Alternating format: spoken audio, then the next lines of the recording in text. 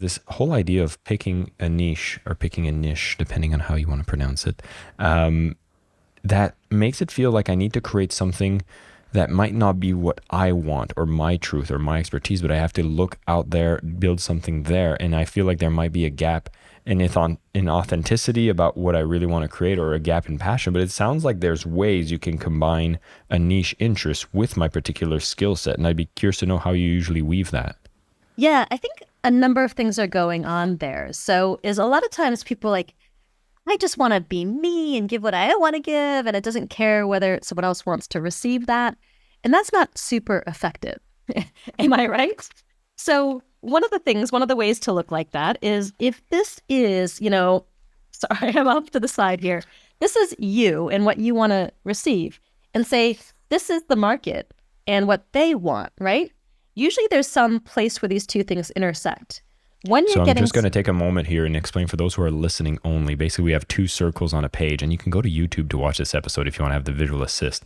But we have two circles that are intertwined or linked together, where you see what you want, what the market wants, and there is an overlap between the two, which is probably where you want to go and investigate.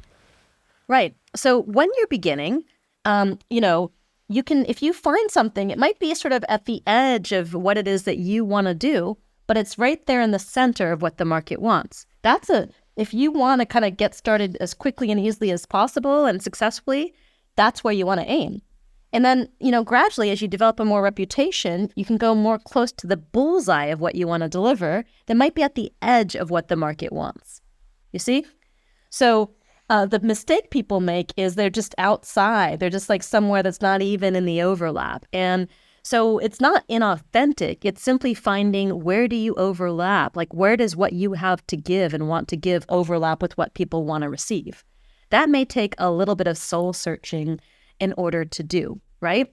So a lot of times that happens for people where they think, oh my gosh, I have to be inauthentic, but you have to just find the place where these two things bridge. Now, the other thing, and I'm going to have to draw another picture in order to... I'll be the transcriber, don't worry. That happens is that people who have a tendency to want to create, courses and things like that are like very deep human beings. And so if you're imagining an iceberg, right?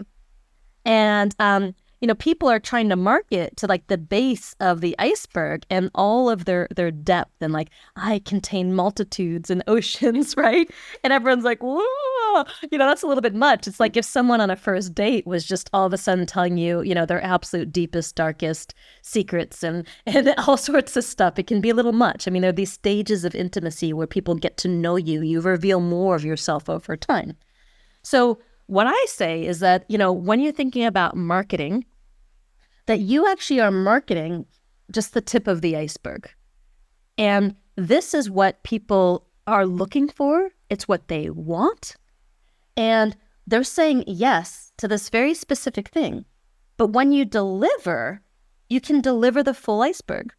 You know what I'm saying? And so people are going to receive so much more than you tell them they're going to receive. But if you try to tell them everything that they're going to receive, it starts to dilute the message. So for example, I'm a business coach and I'm a business trainer, and the same student Helmut, who I helped him with his mission, said, Marisa, I almost feel like you're doing similar work to me, but you're doing it in the context of business. And I have no idea how you're doing it in the context of business. I don't talk about spirituality. I don't talk about all this stuff in my work, but I'm helping people find a deep level of alignment and express it through the images and the words and the experiences. And so he was feeling so deeply seen and translated into his business. But I don't talk about any of that, right? I'm like saying design, launch, and profit from your very own online course or group coaching program. And then I have had 7,000 students sign up for that particular promise. Then along the way, they're creating life-changing, transformative experiences and becoming more of themselves and, all of that. But if I try to say all of that in the marketing, they're like, yeah, right.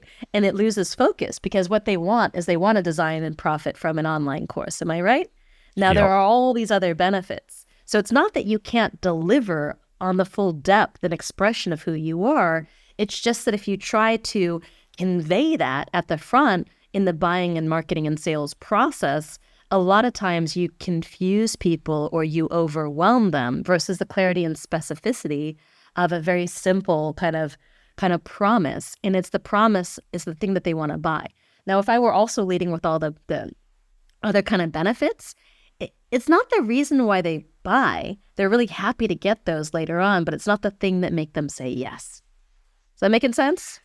That makes sense. And I think it's one that requires a distillation. That's why the marketing is a very important role. That's why sales, messaging, all of that is important, because it's not necessarily like, oh, I'm just going to talk about surface stuff. It's really about dissecting what is the surface stuff that actually will resonate with the people you want to do business with. I kind of call it like almost, for me, it's like getting to the atomic elemental version of what it is that you do when we also wrap too many words around things, it's because we're insecure, that we don't let something be simple. We need to kind of add and add and add and the promise to make someone see it and buy it.